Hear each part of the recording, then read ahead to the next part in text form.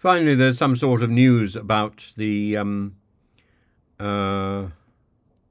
funding the gifts by the Labour peer Lord Alli, who's faced scrutiny following a report by the House of Lords Standards Commissioner, and the report found that he'd committed 4 minor breaches in failing to properly register his own interests.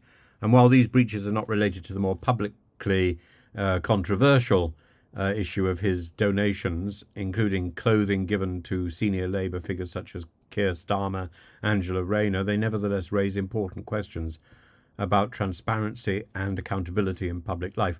Lord Alli's breaches, as outlined in the report, centre on several key issues. The first concerns his controlling stake in Silvergate BP Bidco Limited, the media company responsible for the popular children's show Peter Rabbit.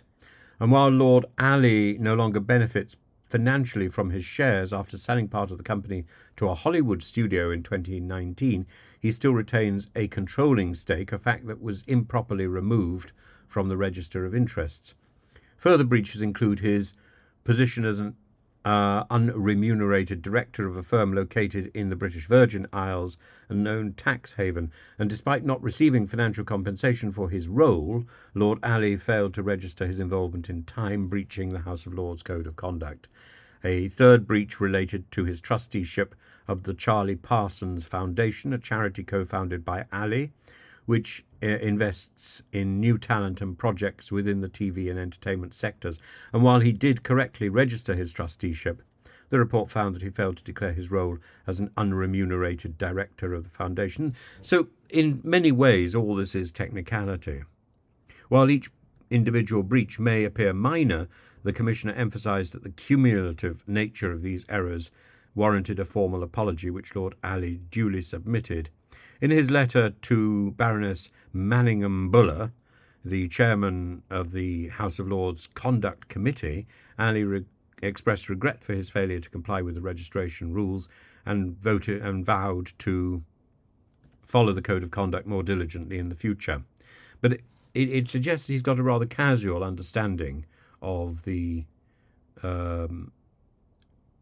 purpose of rules, and that will become more important when people start looking into the gifts that he's given to the current Labour leader. It's important to note these breaches are separate from the controversy surrounding Lord Alli's donation of clothes to Labour leaders, to the Labour figures, including Sir Keir Starmer, as well as the use of his properties by senior politicians. And these earlier issues, while garnering significant media attention, were not subject to this particular investigation. Nonetheless, the donation row compounds the public perception of Lord Alli as it feeds into this broader narrative of political donors wielding undue influence over party figures. Lord Alli's case reflects the ongoing challenges of maintaining transparency in public office, particularly when it comes to the relationship between wealth, politics and accountability. Why did he have a key? The investigation into these breaches, though minor in their substance, underscores the need for those in positions of power to adhere scrupulously to the rules designed to promote openness and trust. So it's worth reflecting on how cases like this contribute to the public's perception of political integrity.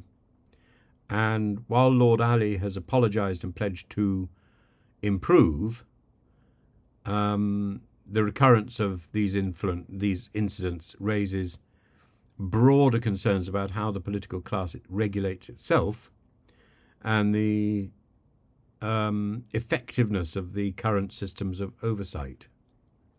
The question remains, are these minor breaches indicative of a more systemic issue in how politicians manage their behaviour, or are they isolated instances of human error in an otherwise rigorous process?